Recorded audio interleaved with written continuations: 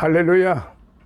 오늘 이렇게 룻기서 3장을 통하여 다시 만나 뵙게 됨을 무척 기쁘게 생각합니다.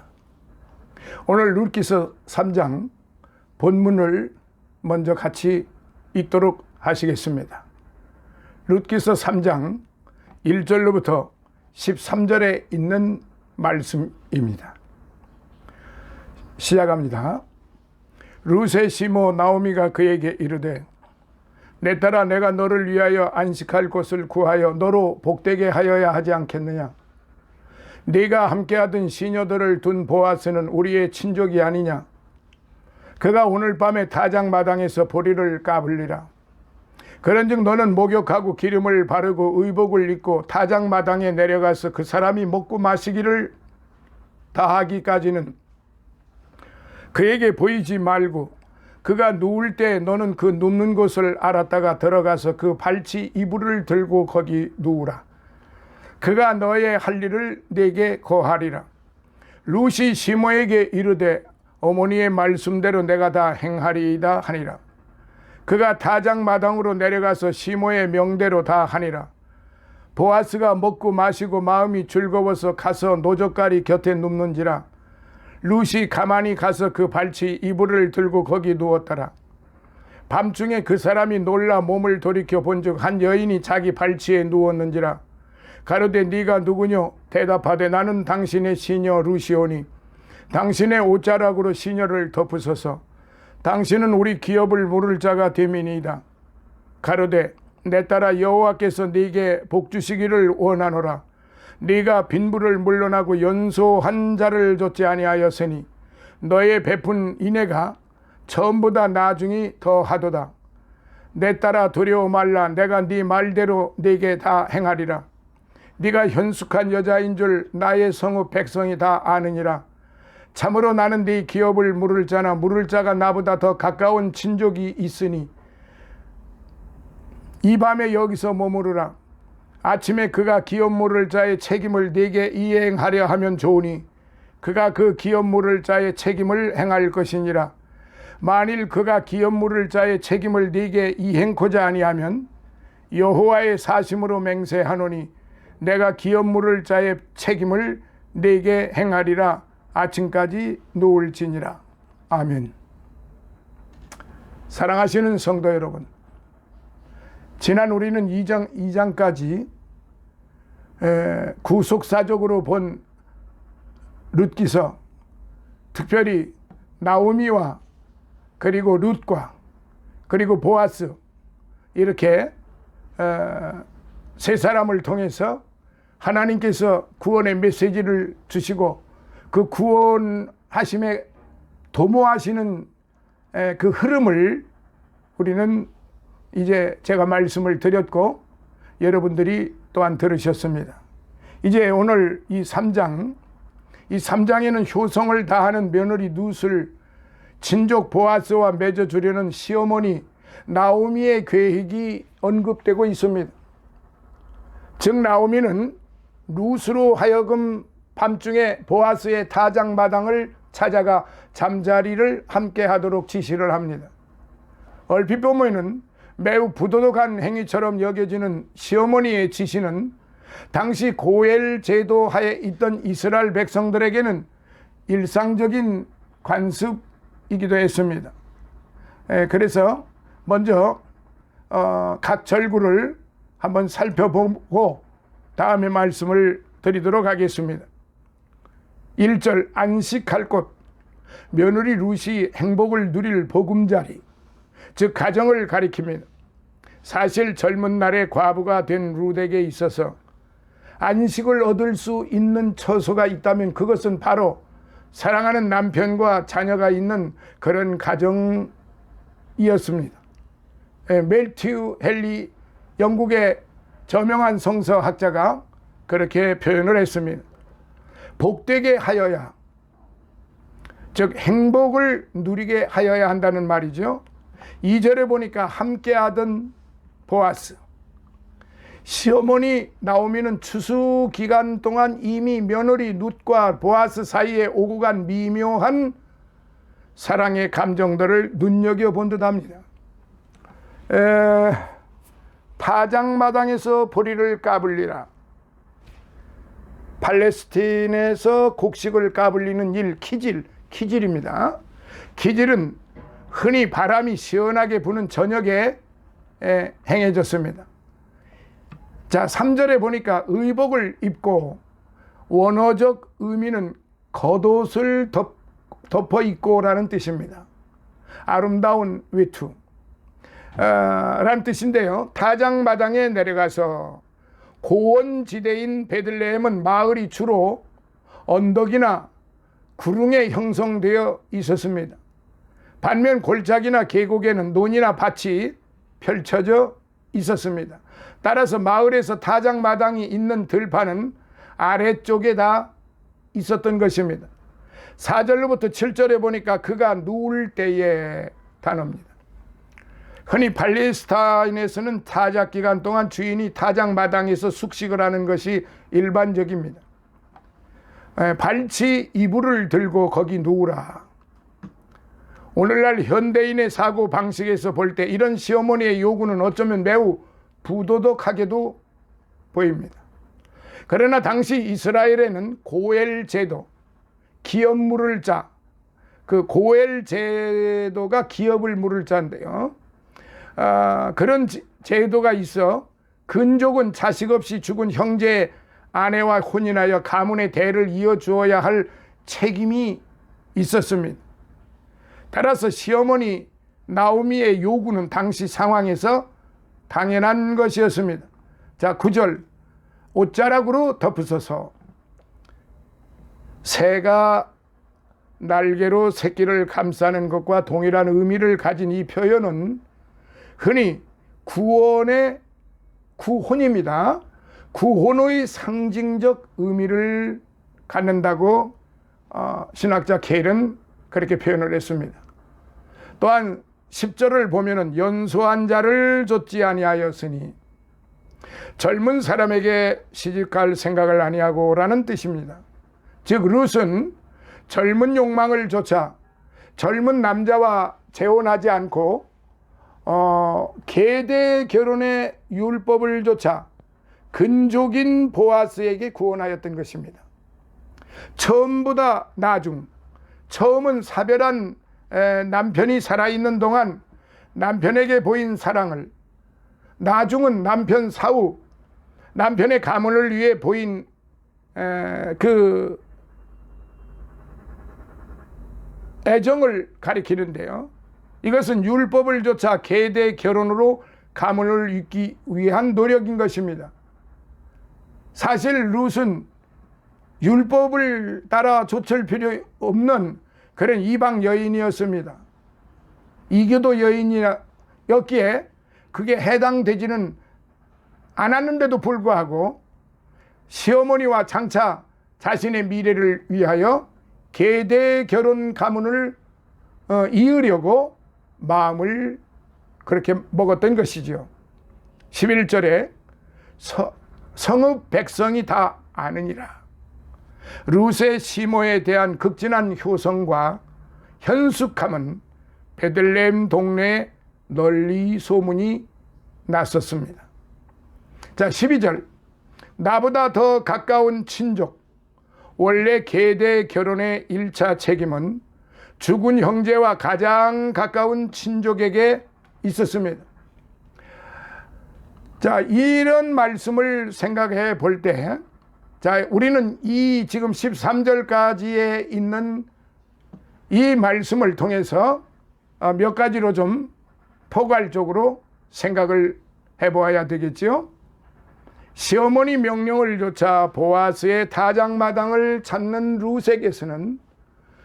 룻에게서 우리는 신앙심을 기초로 한 룻의 아름다운 성품과 덕성을 엿볼 수가 있어요. 첫째, 순종하는 여인의 룻을 볼 수 있습니다. 룻은 실로 시어머니의 말씀에 철저하게 순종하는 여인이었어요. 즉 시어머니 나오미는 룻으로 하여금 밤중에 근족 보아스의 타작마당을 찾아가 그와 동침하도록 지시하였던 것입니다. 이러한 지시는 당시 이스라엘의 사회 관습상 근족이 죽은 형제의 아내와 혼인하여 그 집안의 기업을 이어주던 고엘 제도에 기인한 것이었습니다. 따라서 시어머니의 지시는 결코 며느리에게 부도덕한 요구가 아니었습니다. 그렇지만은 이방인인 모압 질신 룻에게 이 요구는 매우 겸연쩍고 불쾌한 요구였을 수도 있습니다. 그리고 그 지시를 이해하기란 그렇게 쉬운 일이 아니었을 것입니다. 그럼에도 불구하고 룻은 나오미의 지시가 있자 한마디의 질문이나 대꾸 없이 그대로 순종을 하였지요. 룻이 시므에게 이르되 어머니의 말씀대로 내가 다 행하리이다 하니라. 5절에 이러한 룻의 순종적인 면모는 남편과의 사별 후 이 시어머니를 쫓아 타국인 이스라엘로 이주한 것이나 추수밭에 알곡을 주어 시어머니를 공양한 모습에서도 잘 나타나고 있어요. 이처럼 룻은 시어머니의 말씀에 철저히 순종하는 헌신적인 여성이었던 것입니다. 이러한 룻의 섬김의 자세는 오늘날 시어머니와 며느리 사이에 그 고부간의 갈등이 큰 가정 불화와 사회 문제가 되고 있는 우리 현실에 비추어 볼 때 매우 시사하는 바가 큽니다. 우리 문화 속에서 우리나라만 해도 고부간의 갈등이 얼마나 심각합니까? 그래 모두가 다 풍비박산되는 경우가 한두 건들이 아니죠. 그러니까 이런 지금 사례를 볼 때 지금 이 이방 여인이었던 룻의 그 마음과 그 행동은 당시에 매우 모범적인 그런 여인상으로 비춰졌던 것입니다. 자, 두 번째, 인애가 풍성한 여인이었습니다. 룻은. 보아스는 밤중에 자신의 타작마당을 찾은 룻을 향해 너의 베푼 인애가 처음보다 나중이 더하도다. 이것은 지금 어떤 것을 두고 말한 거냐면 처음 남편에게 베푼 것보다도 나중인 나에게 베푸는 것이 더하도다라고 하는 그런 의미가 지금 담겨 있다는 것이지요. 여기서 인애라는 말은 히브리 원어상 사랑이라는 말로 바꿀 수가 있어요. 즉 룻은 사랑이 많은 여인이었던 것이죠. 실로 룻은 젊은 날 남편과 사별을 한 청상 과부였지만 그 남편에 대한 뜨거운 부부간의 사랑을 결코 잊지 못하였습니다. 처음 사랑. 그리하여 룻은 남편과 사별한 후에도 남편에게 다하지 못했던 사랑을 시어미인 나오미에게 더 사랑을 베푸려고 했던 그런 마음을 가지고 있었던 후덕하고 인애가 넘친 그런 여인이었다라고 볼 수가 있는 거죠. 그리하여 룻은 남편과 사별한 후에도 남편의 가문을 잇고 홀로 된 시어머니를 공양하기 위해 바로 이스라엘까지 앞으로 어떻게 될는지도 모르고 자기가 그쪽에 이스라엘 베들레헴으로 가서 얼마나 많은 눈총을 받을 것이며 사람들에게 이목을 집중시킬 것이며 혹이라도 멸시천대를 받지 않을까 얼마나 많은 우려가 있었겠습니까? 만 룻은 거기에 개의치 않고 오직 시어머니를 위하여, 그렇다 그러면은 시어머니를 그토록 위해 했다고 하는 것은 그 앞전에 자기 남편을 그렇게 정성을 다하여 사랑했던, 진실로 사랑했던 그런 여인이다라고 연결이 되는 것이죠. 이처럼 룻은 남편이 죽은 후에도 남편에 대한 사랑을 잃어버리지 않았고, 또한 시어머니를 사랑하여 죽기까지 시어머니를 섬기고 봉양을 하기로 작심을 했던 것입니다. 어머니께서 죽으시는 곳에서 나도 죽어 거기 장사될 것이라. 만일 내가 죽는 일 외에 어머니와 떠나면 여호와께서 내게 벌을 내리시고 더 내리시기를 원하나이다 라고 1장 17절에 그렇게 고백하는 장면이 나오지요. 그는 모압 여인이었는데 어떻게 여호와라고 하는 이름을 부를 뿐만 아니라 여호와 하나님께서 내게 벌을 내리시고 더 내리시기를 원하나이다 라고 그렇게 당돌하게 그런 말을 했을까요? 그것은 아마 그의 남편이었던 남편에게 이스라엘에 대한 문화를 배웠을 것이고, 또한 그는 비록 모압 여인이었지만은 남편을 섬기는 올바른 정신 문화를 그는 가지고 있었던 것입니다. 그렇기 때문에 비록 타국인 남편이었지만은, 자기도 타국인 아내였지만은 남편을 사랑하는 데는 국경이 없었다는 거지요. 그 어떤 장애물도 사랑과는 바꿀 수가 없었다는 것이죠. 그렇기 때문에 그 남편을 그만큼 사랑했던 만큼 자기 남편의 어머니인 시모 나오미에게도 남편에게 베풀었던 것보다도 더 인애를 베푸려고 하였던 그런 마음의 소유자이지 않았나. 그래서 룻이 효녀로서 칭송을 받게 된 것인데, 3000년 전이나 지금 현재나 룻과 같은 그런 마음의 소유를 가지고 있는 여성은 어떤 고난과 어떤 어려움이 그에게 닥쳐온다 할지라도 그는 결코 변심하지 아니하고 더 사랑을 하는, 더욱더 효심을 하는 그런 여인들 되어 때에 하나님께서 얼마나 기뻐하시며 또한 얼마나 많은 사람들에게 칭송을 받겠습니까?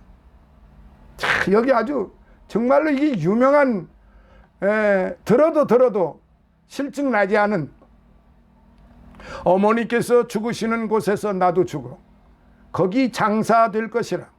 얼마나 각오가 대단합니까? 이거 죽는다는 것까지.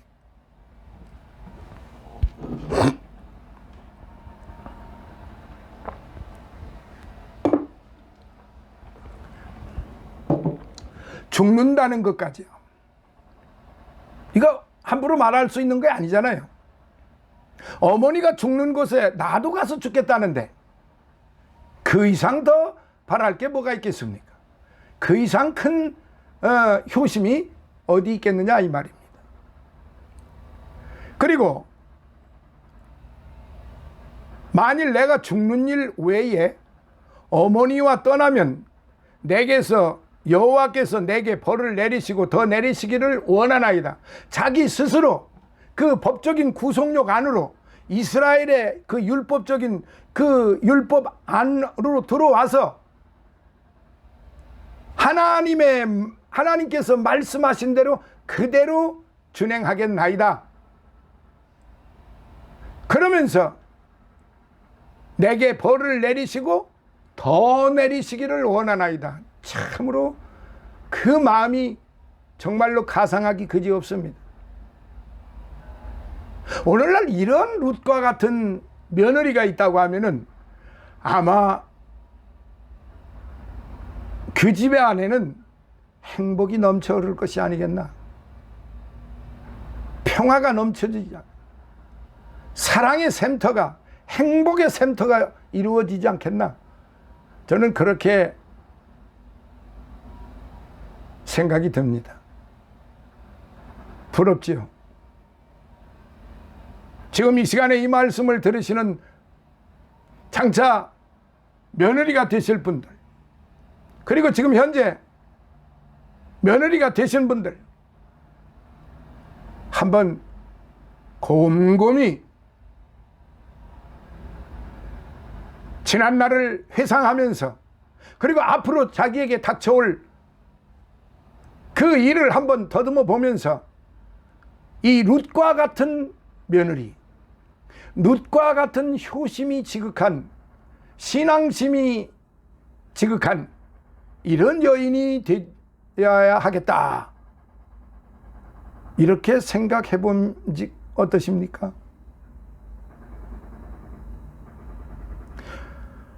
오늘날 부부 사이에도 이기적이고 계산된 상업적 사랑이 우리의 삶을 좀먹고 있는 이때에 룻의 헌신적이고 자기 희생적인 사랑은 오늘 이 사회에 큰 교훈을 가져다 주고 있습니다. 특히 우리 성도들은 이 룻의 효심, 육신의 나의 부모를 위하여 죽음을 각오하고 죽는 것까지 같이 따라가서 그곳에서 같이 장사되겠다고 하는 그런 아주 백절불굴의 그런 각오, 그거 가지면 안 될까요? 그렇게 하면은 내가 손해날까요? 그렇게 하면은 불행할까요? 그렇게 하면은 바보처럼 살았군요, 뭐 그런 소리 들을까요? 천부당 만부당한 소리죠. 결단코 그런 사고를, 그런 인애를 가지고 살면은 그 며느리, 그 여인은 참으로 행복한 여인이요, 축복받은 여인이요, 정말로 모든 사람에게 칭송을 받는 그런 여인이 되는 것입니다.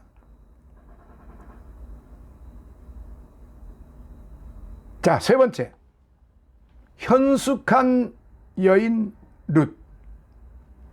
11절입니다. 보아스는 룻을 향하여 네가 현숙한 여자인 줄 나의 성읍 백성이 다 아느니라고 하였습니다. 11절. 여기서 현숙하다는 말은 도덕적으로 정숙하다는 의미예요. 즉 룻은 젊은 날에 남편과 사별하였어요. 그러니 젊은 과부의 외로움이 어떻겠습니까? 그러나 룻은 젊은이의 정욕을 조차 자신을 더러움에 내버리지 않았습니다. 그리고 육신의 안목을 조차 젊은 남자와 재혼하지도 않았습니다. 이러한 룻의 현숙한 모습은 보아스와의 혼인을 지시받았을 때 시어머니의 말씀에 순종하여 보아스의 타작마당을 찾은 데서도 잘 나타나고 있습니다. 사실 보아스는 죽은 시아버지 엘리멜렉과 형제뻘 되는 근족이었습니다.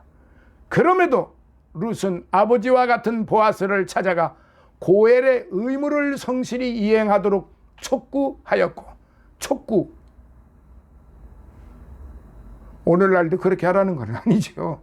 그때 당시에 그 시대의 법이, 특히 이스라엘 율법이 그렇게, 법이 그렇게 규정이 되어 있다 이 말입니다. 그러니까 보아스가 자기 근족의 며느리를 아내로 취하는 것도 불륜이 아니요, 룻이 자기 시아버지의 근족인, 가장 가까운 근족인 보아스와 혼인하는 것도 결단코 불륜이 아니라는 사실. 근데 오늘날은 그게 불륜입니다. 실로 그의 현숙함이 온 베들레헴 성내의 사람들에게까지 칭송거리가 되었으니 그는 정녕 현숙한 여인이었던 것입니다. 자, 오늘은 룻기 3장 1-1 여기서 마무리하도록 하겠습니다. 다음 시간 룻기 3장 1-2로 다시 여러분을 만나 뵙겠습니다. 감사합니다.